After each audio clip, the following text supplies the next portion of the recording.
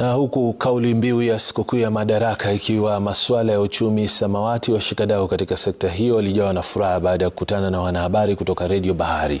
Wakizungumza katika baraza lililowaleta wavuvi, wachuuzi wa samaki pamoja na watengenezaji maboti, wamedokeza kuwa Kenya imepiga hatua katika kuboresha uchumi wa bahari na ziwa, ila wanapendekeza serikali kupitia idara husika kuwahusisha zaidi vijana katika kuboresha uchumi huo muhimu. Wameitaka serikali kuwekeza zaidi katika idara hiyo ili kuwafaidi zaidi washikadau katika sekta hiyo.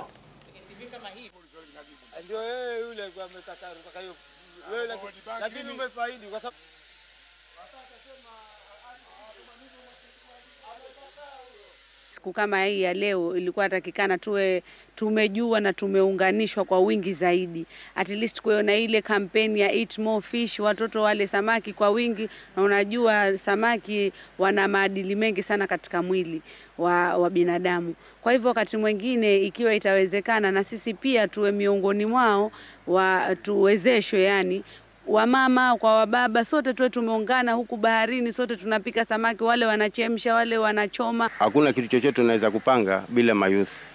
Na upande wetu sisi wa fisheries, naona mayouth wameachwa nyuma sana.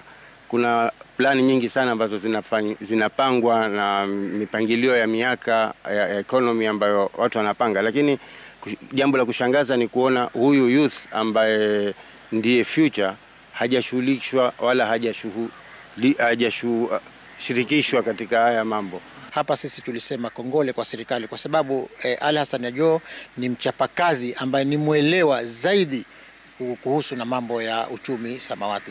Kwa hivyo kwa upande wa wavuvi tumewezeshwa kiasi kwamba tutoke katika haya maji ya karibu na tufike sehemu ambazo kidogo huko kuna samaki wengi, na tunashukuru kwa sababu tumeweza kufikia sehemu zile ambazo tulikuwa